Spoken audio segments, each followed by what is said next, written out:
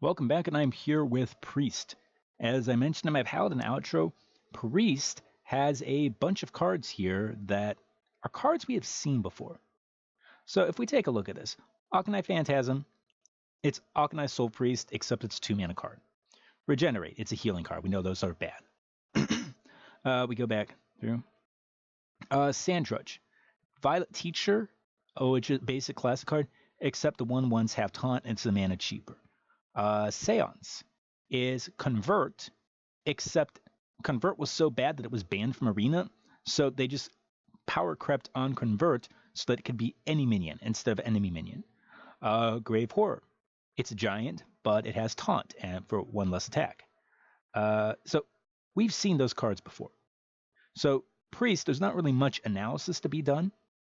And then there's a few cards here that are just bad. So, like for example, Spirit of the Dead. If you don't have one Samdi, it's a bad card. It's worthless. Like you don't unless you're gonna play a super long fatigue game, or you have one Sandi to pull these cards out, or enough draw to pull these cards out. It's worthless. I'll talk about it a little bit more.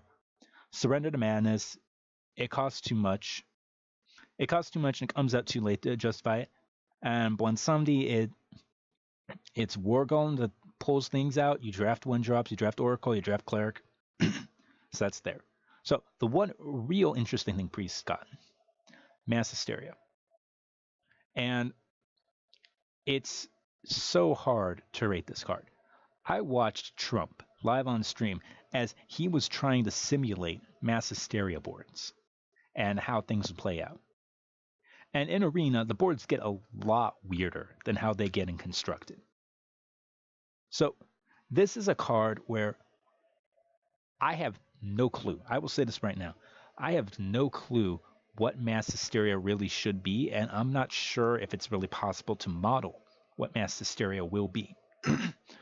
All I can say is that if your opponent has a large board, then this is a very good card. If you have a large board, this is a very bad card. If your opponent has a small board, this is a bad card. But if your opponent has a large board, then you can come back from that large board after playing this card, and it only costs 5 mana. So I have no idea what to rate it. I would say it's I'll go more into the rating there, but this is one of those weird cards where you cannot really calculate this. You just have to say, you have to pray to RNGesus, pray to Broad, and let them take the wheel and hope things come out in your favor with this card. All right. Anyways, going over the cards very quickly. Regenerate. It's a healing card. Healing cards suck. Maybe take it if you have either Arcanine. It's bottom of the 7th bucket. We know that. Sandrudge. So it's, as I mentioned, Violet Teacher, 2 less health, but it summons 1/1s with taunt. And do not underestimate the power of a small minion with taunt.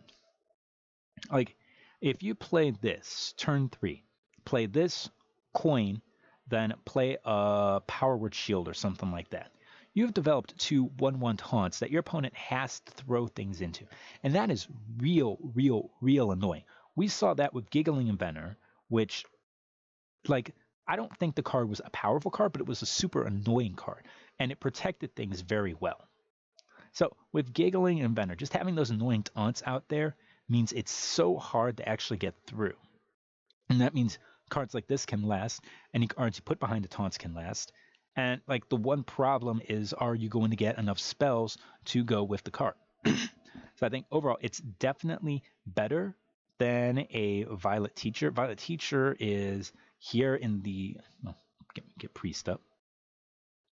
Well, it doesn't matter. But Violet Teacher is down here, which would be in the top of the 5th bucket. And I think it's a lot better than a Violet Teacher. So I would even put it here, bottom of the 3rd bucket. Just because it comes out faster, which means it's easier to combo, and because the 1/1s are a lot more powerful and a lot more annoying, I think ultimately it's a really good card, especially if you got the spells for it.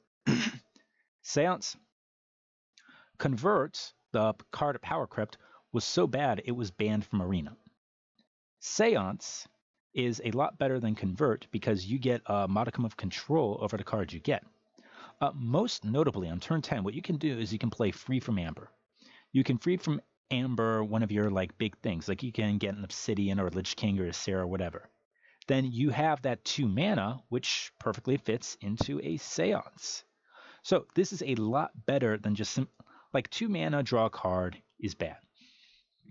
2 mana, draw a card of your choice, of your choosing, is good. And then there's a lot of other things, like, for example, Cabal Shadow Priest, or any cards you played, where you can play that, then play Seance, and combo it like that. Or you can play, like, Grave Horror, and then play Seance, and you get a cheap Grave Horror that's another mana cheaper. So there's a lot of things you can do with it. I don't think it's good, but I think it's solid enough, and there's enough cute things that you can do with it that make it worth a lot more than 2 mana, draw a card, which would be bad. So I'd ultimately put it here in the top of the 6th bucket, where you can see there's like a few cards here, like Eternal Servitude, like Mirage Guard. Like these are conditional cards, but if you can hit the condition, they're like really powerful. So I think right about there is where I would put it. Let's see here. So that is it for commons, rares. Mass Hysteria. I explained earlier, you have no idea how well this is or is not going to do. So, like, if you compare, is it better than Scream? No. Is it better than Dragonfire Poacher? No. Is it better than Holy Nova? Maybe? Like, Nova only works like if your opponent has a bunch of small things, and Mass Hysteria will work if your opponent has a bunch of big things. And so I think Mass Hysteria, like, people are going to get so upset at this card, at what it does, or more accurately, what it doesn't do. Ultimately, I would say that just its pure power level means it really should be about the same as Nova, which is top of the 2nd bucket. But you have no control over this card. Like this is gonna be like the Mad Bomber, where sometimes it's absolutely insane, and sometimes it just screws you over so badly because things don't go the way they should. Grave Horror. So the magic number to get a Grave Horror out at a good mana cost is 4 spells. Like at 4 spells, it's an 8 mana 7/8 with Taunt, which good stats. Is it necessarily a Furious Ettin or a Bog Creeper? Not really. But then you only need 5 spells to get it out. And Priest does get spells. Priest does get things like Seance. Priest does get a bunch of cheap spells that they can play. They get Shadow Pains. They, like you can see, like a lot of these cards, they get cards from their opponents that are spells. They get Thought Steals. They get Elixirs. They get Shadow Visions, where you spell into a spell. So, are you going to get this off on 8? Like, as I said, 8's the magic number. Are you going to get off on 8? I don't think so. So I think this is more of a late game card, but just the fact that it's a big card with Taunt that can be cheap makes me high on the card. Like, I would take it over a Mastodon. Like, that's my gut instinct. I would take this over a Mastodon. I would take this over a Sleepy Dragon. I might be wrong in that, but I think it's around a little bit better than those cards. So ultimately, I would again put it here, top of the 6th bucket. Like, if someone said it was down here, top of the 7th bucket, I'd say, okay, I understand why. But for me, I would say here, top of the 6th bucket. Spirit of the Dead. This is just, it's not for Arena. It's for Constructed with Bonsandi. It's not for Arena. Don't pick this card. It's putting cheap things into your deck. You need to have things on the board, then you need to trade them, and then you need to draw them. It's like 3 levels of conditions there for a card that does nothing. Like, you're wasting a card so that maybe later on you can get a more powerful card. That's not going to happen. Bottom of the 7th bucket, do not pick this card. Epics, Alkanite Phantasm. Phantasm. So, one of the problems with Alkanite Soul Priest is that often you want to turn off that hero power. You want it to have like an immediate impact, and then you want to be able to heal like the turn after. And this does that. And also with Alkanite Soul Priest, like very often the card does not actually last more than 1 turn. So the fact that that Phantasm is only 1 turn only is not really that much worse than Soul Priest. So if we're talking about it, it's worst case scenario. It's a 2 mana 3/2, or it's a 4 mana 3/2 deal 2 damage, which is a Fire Plume Phoenix. So, and then maybe if you have these, you can justify a regenerate, or if you have a Circle of Healing, you can play this, and it's 2 mana, 2 cards, blow up an entire board. And then, like, after all that, like, and you can still use your hero power after you do that. So you can blow up the whole board and then ping something off that's still alive. So ultimately, I think it's a great card. As I said, I compared it to Fire Plume Phoenix, which is a card that should be in the bottom of the second bucket. There's a top of the second bucket. Like, where's Akana? Akana's here. It's better than Akana, so it should be in the second bucket.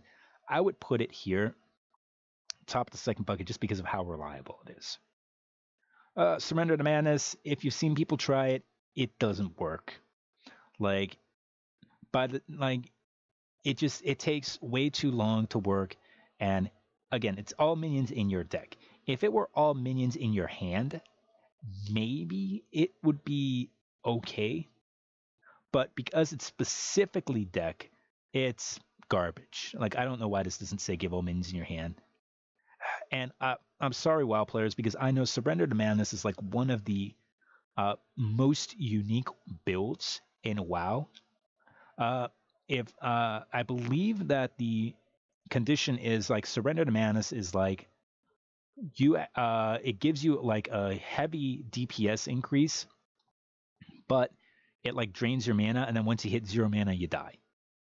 So like, and you can't turn it off. So like, it's specifically a raid build, or specifically like kill a boss build. And so I know it's like one of the best builds and most popular builds in WoW, and now we got this garbage in Hearthstone. So I'm sorry, bottom of the 7th bucket. All right, going over to legendaries. Bwonsamdi. So obviously you pair it with Spirit of the Dead. Don't draft. Okay, maybe if you have Bwonsamdi, maybe Spirit of the Dead is possibly pickable. But even then, I would say no. So it's a War Golem, but Priest does get Northshire Clerics. Priest does get Crystalline Oracles. So it's not impossible for a Priest to get like 2 or 3 1-drops that they want to take. So I think Bwonsamdi is ultimately not that bad of a card. I think it's a little bit better than the War Golem. So like, I would put it around a 59.